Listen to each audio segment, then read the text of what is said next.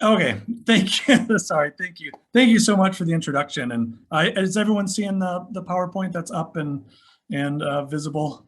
I don't want to do what I do in class sometimes and talk for 45 minutes and realize that I've not actually sharing Yes, anything. we Okay, can see it. perfect. Wonderful. Okay, so I'm going to talk today about the past as a radical archive and what kind of ideas it can give us for some of the challenging kind of context we're living within in the contemporary world. The talk itself is a small portion from a book that I am writing that's based on my research that's been ongoing for over a decade at this point. So I'll be talking about more than just my research in here, obviously. But I'm going to start this out with one of my favorite people, Ursula K. Le Guin. She's got a special place in the hearts of anthropologists and archaeologists. And I'm an archaeologist in the United States and most of the Americas. Archaeologists are actually within the discipline of anthropology. And her father was actually a gentleman named Alfred Kroeber, who helped found anthropology and archaeology as fields of inquiry, while simultaneously erasing the existence of thousands of indigenous individuals and then tens, if not hundreds of indigenous groups in California through his research, right? And so this really problematic history, complicated history is something that's still being reckoned with at the state and federal level in California, but also obviously at the national level as well. And Le Guin has tried to grapple with her dad's complicated legacy, but I'm not going to go too far into that because really we're here for Ursula and her sort of being raised by a psychologist and an anthropologist, I think set her up to be one of the more insightful critics of society that we've had. And she's sadly passed away fairly recently. But this quote she gave came out of a speech in 2014 at the National Book Awards. And it was, "We live in capitalism. Its power seems inescapable. So did the divine right of kings. Any human power can be resisted and changed by human beings." So I want us to sit there with that for just a second. And then I'm going to move to this tweet that follows along with what Ursula was saying. We've literally been conditioned to have zero imagination beyond the confines of the current systems we are crushed by, right? And so obviously Ursula is looking at this in a kind of past-oriented direction, right? Because most of us are no longer saddled in a social system that normalizes and naturalizes the divine right of kings, right? So change is possible. And before we kind of get into some of these ideas of where change comes from, I do kind of want to talk about this idea of where these kind of current systems that look like they're natural and normal are coming from, how they're emerging, right? And this work by Jonathan Rauch, particularly on epistemic regimes, starts to kind of get to the idea of that. And Rauch wrote that epistemic regimes are basically massive networks of academics and analysts who determine what is true. We could add in a society there, what is true in a society. We could also add basically what possibilities of actions would have legitimate outcomes, right? What we could do to impact the world is wrapped up within this idea of what is true and within these epistemic regimes. This was recently brought into an article in The Atlantic by David Brooks, where he wrote that the epistemic regime possesses the power of consecration. It determines what gets recognized and esteemed, what gets disdained and dismissed, right? Everything from fashion to political ideas to just ideas on how to act, how to behave. And I actually want to thank one of my colleagues in the Department of Sociology and Anthropology and Criminal Justice, Dr. Alvarez, because she actually just sent this to me the other day, and it was really kind of amusing because I was working on epistemic regime and epistemic injustice stuff, and so it was a real nice sort of kind of tie out of the blue, basically. But I want to add that we should put more in here, right? So Jonathan Rauch and David Brooks are actually doing a bit of navel gazing between the two of them as they're kind of bemoaning the creation of a reality by one group. But they, in doing this, they ignore others who are essentially part of this epistemic regime, who are determining the value of people's labor, the value of people's lives. So we really, within this kind of idea of what creates dominant ideas, dominant worldviews, things that we actually kind of normalize and naturalize as ways to determine what's an effective means of addressing issues, what's true, right? As Rauch said, we can add politicians and billionaires, large business owners, media personalities, et cetera. And I want to highlight that obviously this is not inclusive, right? So while every politician may not, each individual politician may not fit in here, we're talking about this in more general terms, right? The patterns is really what we're looking at.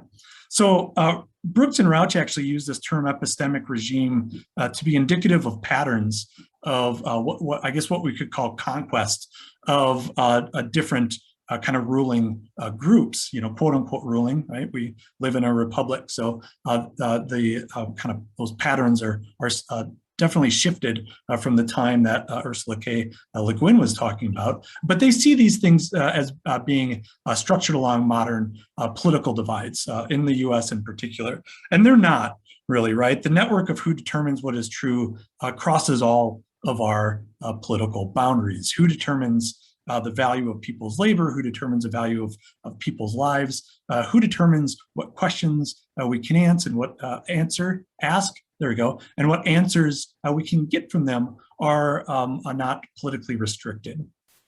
And so this kind of talk about epistemic regimes really leads me to work by my friend and colleague, Dr. Uzma Rizvi, and her discussions about epistemic injustice. And this is, she's not the only person to talk about this, but I really like a lot of the ways that she phrases it. So I'm bringing this in here. And according to Dr. Rizvi, epistemic injustice occurs when systems and histories and knowledge production are systematically and structurally formulated, right, and then recreated, essentially, in order to exert control over knowledge, to modify histories in service of a dominant ideology. And this is paraphrased from an article she wrote a few years ago. And basically what Dr. Rizvi is saying is that epistemic injustice occurs when these epistemic regimes or these dominant ideologies, these dominant worldviews, whatever language you want to use for that, they essentially erase alternative answers to questions, right? And it's particularly, the injustice is particularly clear when those answers have a moral, ethical, or value-laden responses, right? So if there's anything in these things that is built upon this kind of value or moral behavior or outcomes, and we only are allowed to look at this from certain perspectives or come up with certain resolutions. This is where epistemic injustice occurs. And other folks have used terms like epistemic inequality as well. So this actually brings us to this idea, like, what can we do, right? If we're just stuck in this kind of naturalized worldview where it doesn't look like there's any other way for us to act, then we're always going to replicate that. We're never going to change, right? And this is where this idea of the radical imagination comes in. And I don't think it was coined by Alex Kastnabish and Max Haven. I think they popularized it though. But the radical imagination, I'm just going to read their quote, is the ability to imagine the world, life, and social institutions not as they are, right, but as they might be. It's the courage and the intelligence to recognize that the world can and should be changed. The radical imagination is not just about dreaming of different futures, it's about bringing those possibilities back from the future to work on the present, right? To inspire action and new forms of solidarity today. And this is actually what science fiction authors like Ursula K. Le Guin have been arguing is the importance of art for a very long time, because it feeds this radical imagination. What does this look like, though? What can this radical imagination look like? What can peering past these epistemic regimes and injustice with radical imaginations look like? One is within this kind of broad spectrum of ideas incorporated in the term defund the police, right? There's a lot of misunderstandings on that and multiple sides, but really what it's looking at is alternative ways to manage social problems besides strictly through punishment and criminalization, right? It's not saying most people aren't actually talking about getting rid of the police. They're actually talking about finding and funneling funds into services that'll actually get at the root of a lot of these issues instead of treating the symptoms, which is what punishment and criminalization often does, right? So trying to fix things instead of punish them is a way to peer past an epistemic regime, because it's not commonly how we view things, or at least enact things in our system, right? In the US at least. What's another way? Tao Goff said, I never said my goal was equality. For me, Black feminist praxis is not about a seat at the table next to a white man. It's another galaxy where there's no concept of a table, and there are other forms of communing not based on exclusion, which is what the table metaphor is, by the way, right? So peering past epistemic regimes with the radical imagination allows us to re-envision what professional relationships look like. It allows us to see collectives instead of rejection and institutions of exclusion, right? All right, many thanks for your invitation. I must decline, given that the adversarial structure of debates is inimical to the kind of reparative work around which my academic practice is based, and which requires slow, immersive, and contemplative work rather than a rhetorical spectacle with winning as the goal and dominance the prize. I would be delighted to accept an invitation in the future, should there be an opportunity for a reparative and contemplative rather than adversarial exchange of ideas. Best wishes, Sunny. So radical imagination helps us peer through the epistemic regimes, these dominant ideologies, and re-envision what academic debates look like, what academic disagreements look like, re-envision them as contemplative and reparative instead of as competitive and exclusionary and dominating, right? Okay, so these are all ways that we can actually use our radical imagination to find alternatives to things that we don't always necessarily see as problematic, right? We should always be reevaluating these things. And Alex and Max write that we approach the radical imagination not as a thing that individuals possess in greater or lesser quantities, but as a collective process, something that groups do and do together through shared experiences, languages, stories, ideas, art, and theory, right? This is something produced at the community level, at the group level, right? We're not doing this individually, even though individuals are important in this. But that's all future orientated, bringing it to the present, right? And so I'm really talking about something a bit different. I'm talking about the past, basically, as this radical archive for new actions and new ideas, for ways to peer past that epistemic regime in the present. And so for this, we're going to talk about real quick about value of labor. Essentially, specifically focusing real briefly on waste disposal and education, right? Care work in the past, and then what we actually do with that in the present. And then I'll go on to some other research as well. But for waste disposal, I'm going to take, again, I think I mentioned already, I'm an archaeologist, so I'm going to take a deep time perspective on this, right? I'm not just going to talk about what this has looked like in the last 100 years. I'm going to talk about what this has looked like for the last 10,000 years, because waste disposal has been hugely important for humans since we began to aggregate into permanent communities around 6,000 to 10,000 years ago globally, right? This is everywhere. And this is this kind of transition into a larger and more densely populated urban centers is really linked with the increasing use of domesticated plants and animals, essentially the domination of agriculture for how we get our food, right?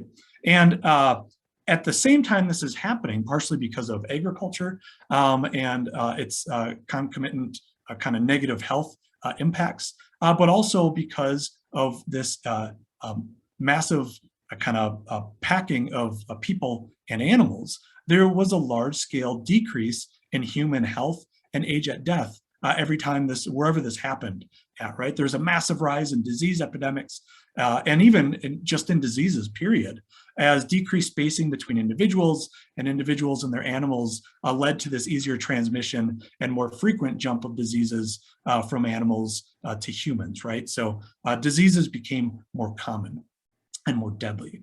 And so at that point in our history, all the way up through the present, one of the most important positions in society has actually been the people who've been managing waste and the removal of it from these packed urban areas to minimize those health impacts, to minimize those disease transmission vectors, right? So without waste management and removal, these early and obviously later cities were going to be devastated by disease, right? Waste disposal is fundamental to our survivability within urban environments. So we should obviously be paying it, folks within this field,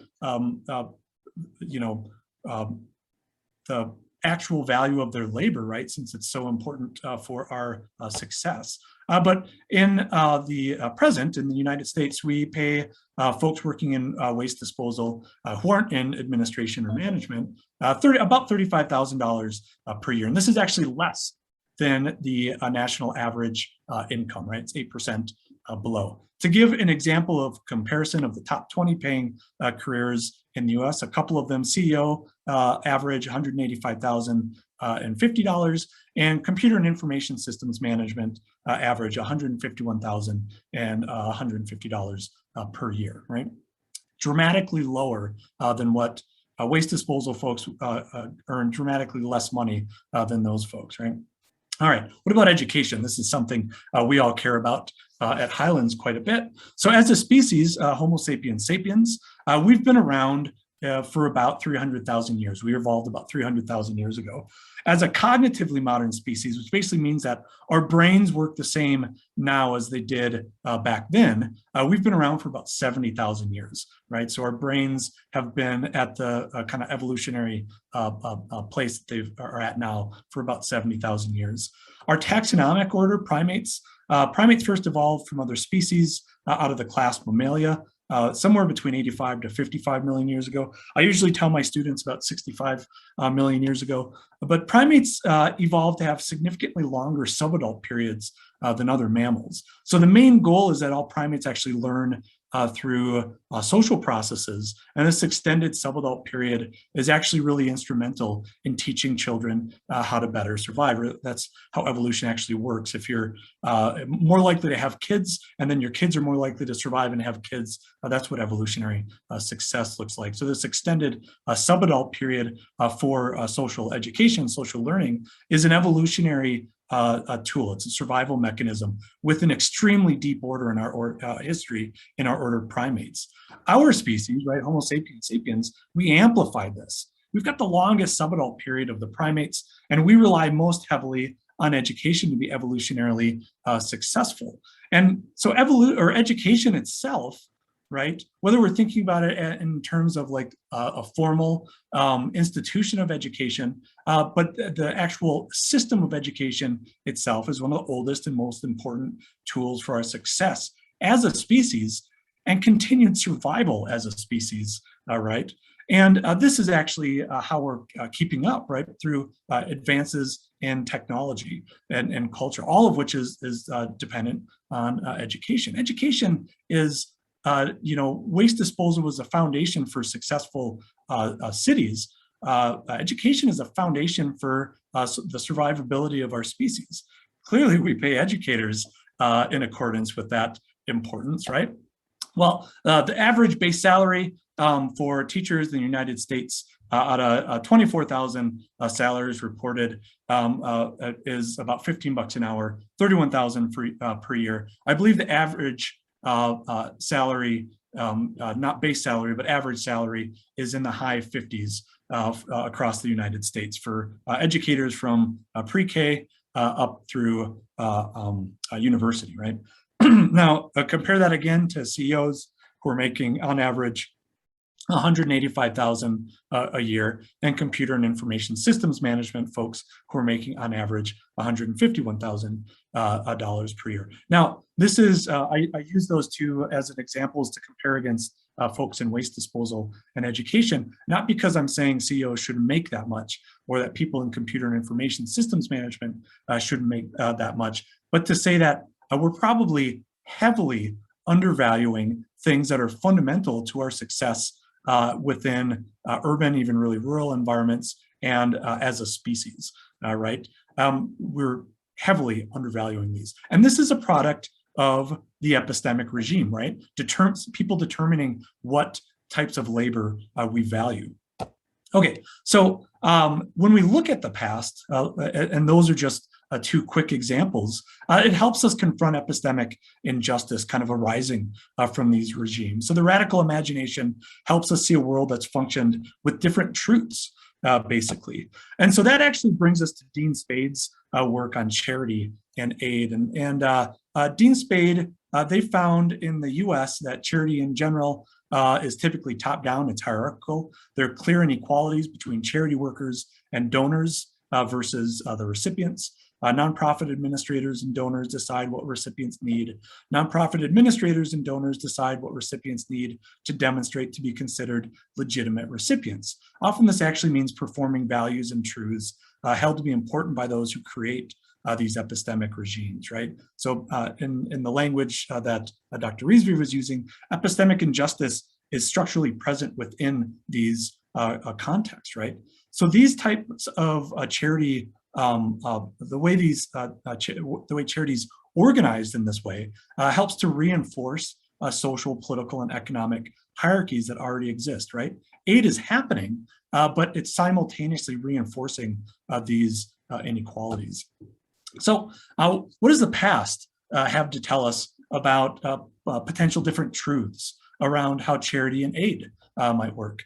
So 6 years ago, I published a work that I'd been working on for a number of years at that point with colleagues from Archaeology Southwest, Arizona State University, and the University of Arizona in this article, our social network survival networks.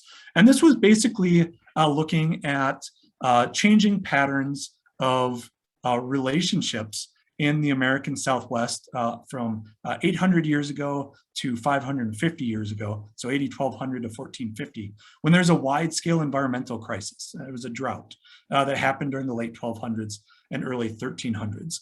And what we found was that communities all across the Southwest expanded their relationships and built stronger ties with neighbors and even distant communities to better weather these crises together, right? So in this instance, aid took the form of expanding and deepening relationships in horizontal relationships, right? In horizontal networks. So work by Alicia Odewale has actually found that between 1733 and 1848, unconnected communities of enslaved Afro-Caribbean and African-American communities within the African diaspora in the Americas found different strategies to survive under the very harsh realities of slavery, while simultaneously working together within a community to deepen identity, build self-power, and survive. And her research has actually indicated that there's a really deep history in what Dubois has called the principle of double consciousness. And this is basically the idea of code switching that we talked about. And she sees early evidence of this powerful origin of code switching as a community mechanism for survival within these enslaved communities. The shape of how aid within the community looked was dramatically different, but in between these two communities. In this instance, aid took the form of contesting hierarchies in ways that would not endanger the community, right? While also deepening relationships within those communities, not necessarily between them. My another friend and colleague, Dr. Jacob Lulowitz, worked on a period in the history of the Americas from about 800 to 1650 AD, right? So about 1,200 years ago to about 350 years ago in southern Appalachia, which is basically the southeast US. And what he found was that there's, we can easily find, or maybe not easily, it's really hard for archaeologists to find this kind of stuff, but we can find networks of both commoners and elites. And we can see how those networks, those differential networks, which intersect, of course, maintain society. But the commoner relationships form the foundation upon which later elite networks were built. And even during times, and throughout almost all of these times, commoner relationships were used to tie communities together for learning, sharing resources, and creating community action. These relationships lasted for over 850 years, all while the elite networks were fluctuating in their shape and power structures, right? And so within this kind of past as a radical archive, aid was organized through trust relationships and building community power. And these were often done in ways to offset elite power. Now, Nick Estes, who's actually down at UNM, wrote a wonderful book called Our History is the Future. And this is about the Standing Rock protests. And while that isn't too far in our past, the stuff Nick's talking about is quite historical, right? And because for Standing Rock, the aid for the protesters was actually emerging from communities functioning to contest similar systems of violence and inequality that had been oppressing them for centuries, right? There's this horizontal network of folks coming together. The Standing Rock protests in particular were built on historical connections to non-human relatives and the land, to human relatives, and to historical connections to resistance of unequal power relationships. And so the Standing Rock was sort of this present day expression of these historical contexts of this radical archive, or as Nick rightfully is saying, this history as the future, right? The patterns were most recently visible at Standing Rock, but they've existed for centuries and longer. And within that context, aid took the form of empowerment of those needing aid and the disruption of existing hierarchies, as well as the broadening and deepening of relationships within communities and between communities.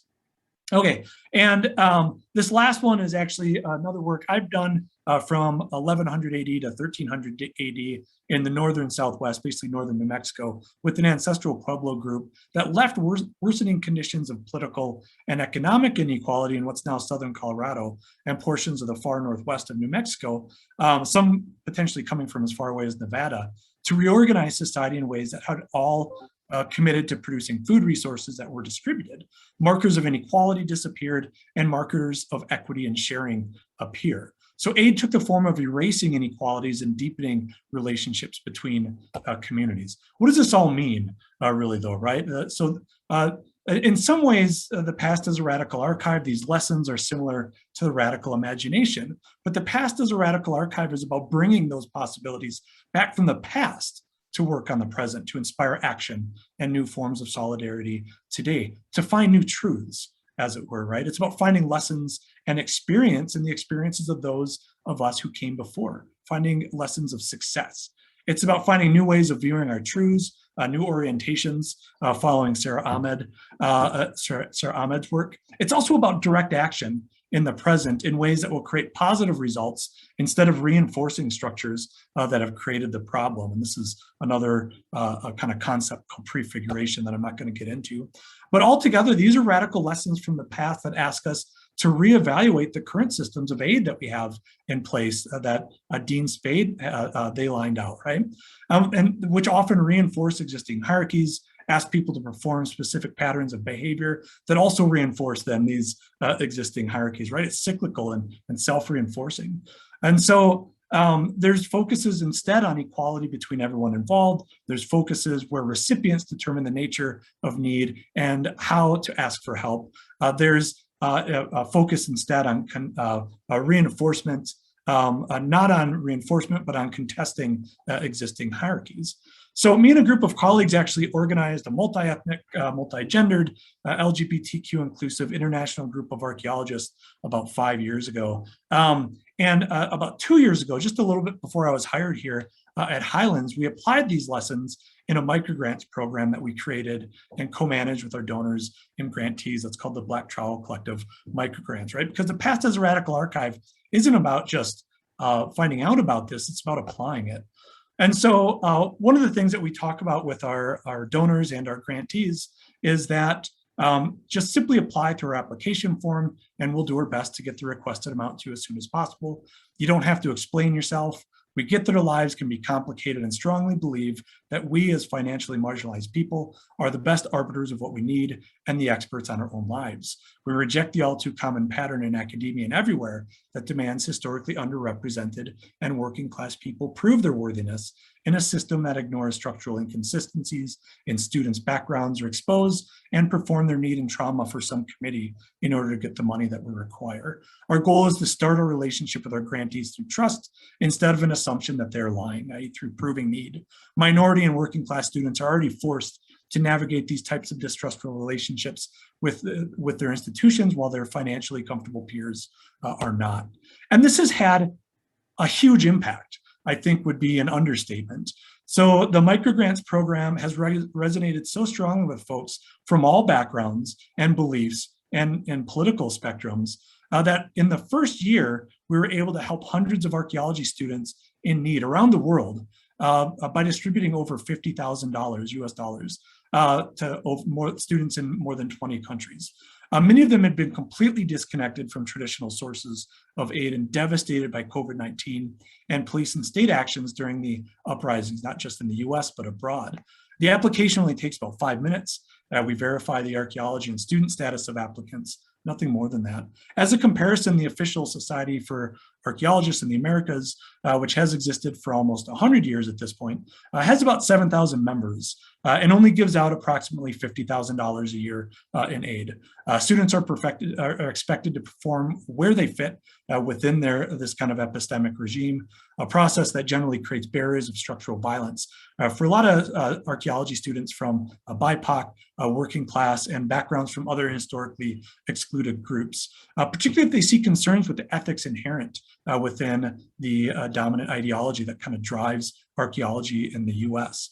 As an example, a recent award for $300 through the essays involved writing a 5-page proposal and creating a research budget, a process that would take days to weeks for most students. So these aid actions actually reinforce the primarily white nature of archaeology in the US in particular. And I'm going to end there with a statement about how wonderful it is to be at Highlands in particular, because a lot of these truths that most people take as self-evident for what higher education looks like are contested here within our admittance processes and within what students we value. And so I think there's been some radical imagination and looking at the past as a radical archive that has obviously happened here as we've structured ourselves as well.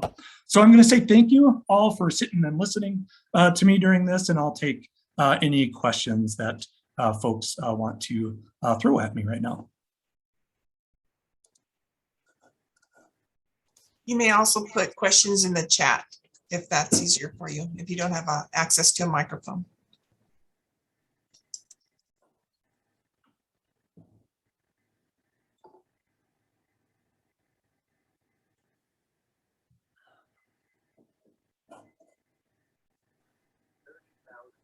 Dr. Borck. Yeah.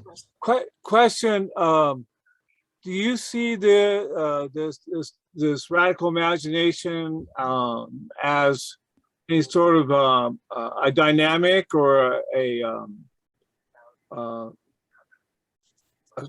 system that uses push and pull sort of mechanisms to try to compromise in any way, shape, or form?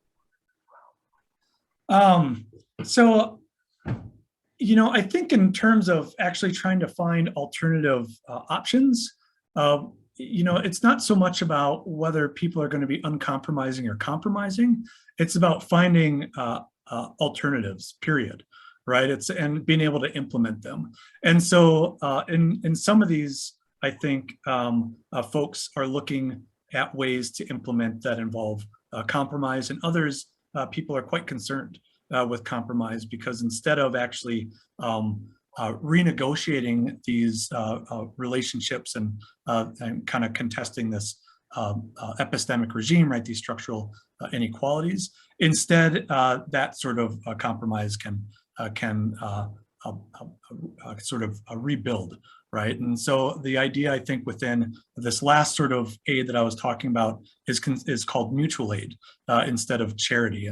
And the kind of tagline that's arisen as it's become more visible in the United States, in particular during the COVID epidemic, has been a solidarity, not charity. And the idea is that these are community-built endeavors. And so within that, compromise would actually fall into moving out of that type of format and into a different format. So I wouldn't say that it's like a short or easy yes or no answer to your question, Stephen. I would just say that it's context dependent and dependent on the goals of each of the folks who are looking for alternative ways to create a society, right?